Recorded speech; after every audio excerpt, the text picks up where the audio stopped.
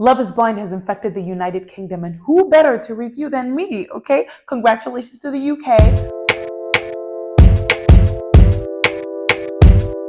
First impressions, UK edition, you guys are very poised, well-mannered. If anything, I was even doubting, will you give us the drama? I see you will give us the drama. See, unfortunately, I didn't get crazy characters like that guy Shane from season 2 from Chicago, whose eyes were, was it Shane? Whatever it was.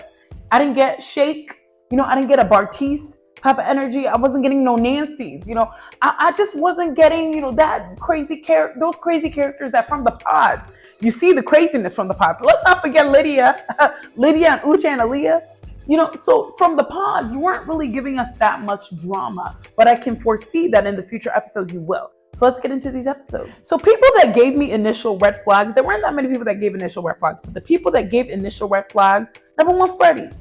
Freddie is too fine. He's also a funeral director.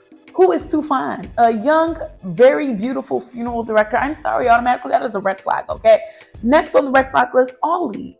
Ollie's claim to celebrity likeness is that, he looks like Craig David. Maybe Craig Samuel. Craig Moses. Yeah.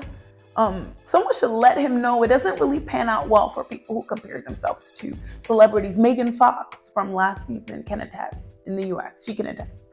And then the other red flag about Craig Samuel, Olie, is that he kept saying, I keep going for hot girls. I keep going for the baddies. I go for the sexiest girls in the club. It's giving Bartice. It's like, okay, it sounds like you need therapy. It sounds like you need help.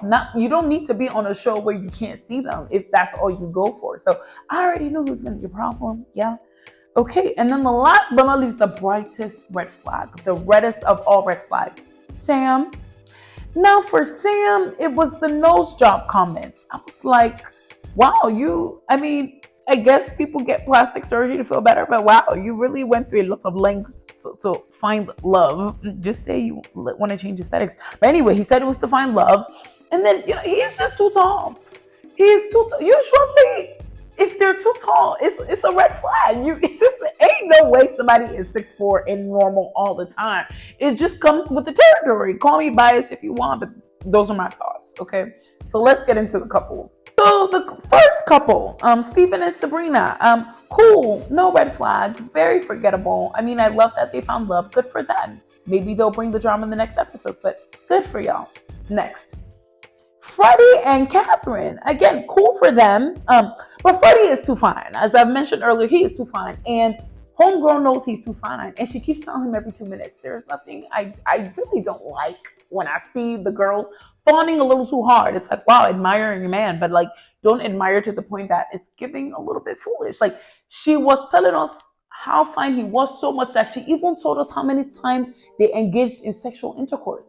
Other couples were, they were, what's the word? They were subtle with it, or as the kids say, demure, cutesy with it. They were subtle. But you see, this Catherine really wanted us to know that they humped many times and the humping is good.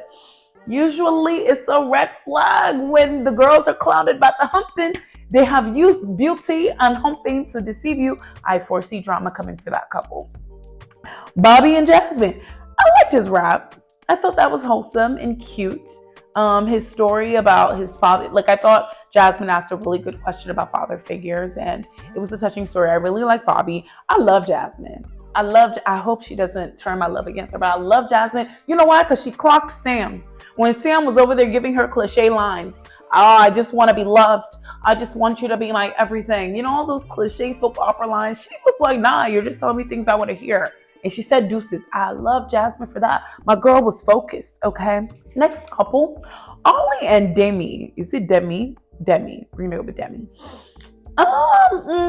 They scare me. They scare me because I love Demi. I thought she was really vulnerable when she talked about fertility. If anything, this was a general theme across the UK folks. People were actively talking about children, reproductive challenges, what they would do if one cannot conceive naturally. I love that for the UK team. But with Demi, she was open at, endometriosis. I loved that. I wanted to hug her. But you see, there were red flags when they met in the pods and Olie said, oh, sounds like you're from the parts I'm from. I said, I don't know if he wants to date a girl from the parts he's from, because he, from what I recall, I think he had a thing for Catherine. And Catherine first dumped him before he really focused on Demi. And then my girl Demi was working too hard. She was making handmade card. Like, she went into it like, I want him and I want to convince him that I want him. It was giving too hard. Like, sweetie, you're great. And then when they met, I just wasn't getting the enthusiasm. Like, I think she was even starting to feel insecure that, do you find me attractive? Do you think I'm attractive? Like, she kept asking, do you think I'm what you want? And it just, the affirmations he was given, they just weren't landing. Like, even when they make it to the vacation spot, he now told the producer, like, oh no, they are waiting to do anything physical because he wants to be focused. Yeah, it's reminding me of Dipti and Shake. I don't know if he really likes you. I'm worried about them. I really am. Tom and Maria, not much to say, honestly, but I did feel like Tom had a more in-depth connection to Natasha. I mean, I really felt like he did. So when he was connecting with Natasha and then he was saying he couldn't move forward with Natasha because of sexual chemistry, you are in the pods. You are in the pods.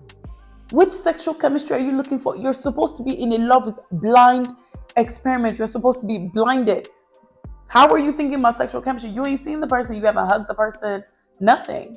And so it just was interesting because I felt he was having more substantive conversations. And he said that. He said that with his mouth, that he's having more substantive conversations. Anyway, we'll see where that goes. So I was like, wow, Tom, immature, 38. Last but not least, let me take a moment for this one. Woo! Sam and Nicole. I always root for the black girls.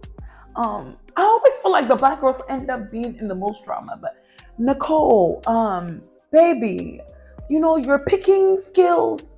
I see you recognize the errors of your way, because when Benaniah, is that to say his name? Don't come for me. Benaniah was trying to warn you, or is it Benaiah? Hey, whatever his name is. When the guy with the long hair was trying to warn you, I don't know why you didn't listen. Okay? From the get-go, Sam was just not it. That guy he was saying all the movie lines you can think of. Sam was never coherent.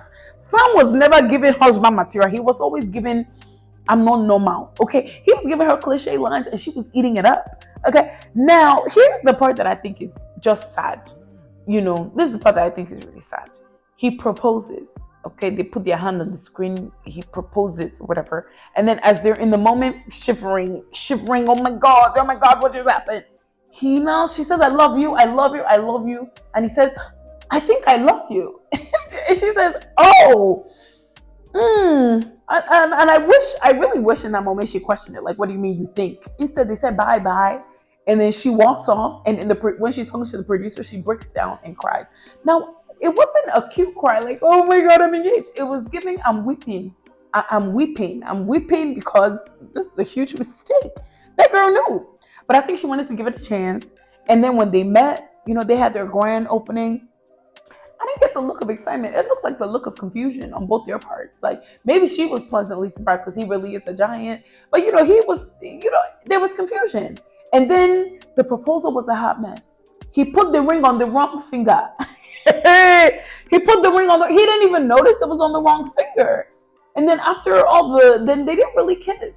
I don't recall kissing. I don't think they kissed. I think it was such an awkward situation. And then he now repeated when she was waving bye-bye. He says, I think I love you. And she says, All I know is I'm just glad they didn't make it to Greece, because that boy is not okay. He's not okay. The nose job, the cliche lines. Again, nothing. If you want to get a nose job, that's your business. But I'm just saying the motivation behind these things is giving really superficial and giving. I shouldn't be on a show where I have to close my eyes and talk to somebody and fall in love and propose. So I'm glad that her spidey senses woke up. It seems she's gonna go back to the boy with the long hair. Good for her. Still don't know. I don't know if they connect either, but that's. I don't want to say that's none of my business, but it is my business. They reminded me also of Bliss and Zach. It could end up like Bliss and Zach. Bliss was telling Zach, like, listen, I baked you a cake for your birthday. That girl is not serious. And Zach was blinded. Zach was like, oh, but I think I have a connection with Irina.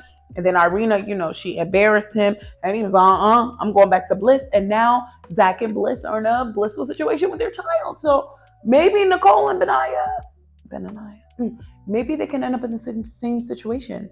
We will see. But Love Is Blind UK, it was cool. It was nice. It was healthy. It was a little too healthy. I don't know. I'm just used to the US toxicity.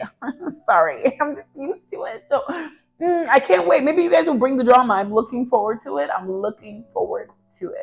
Okay, I'll catch you guys next time.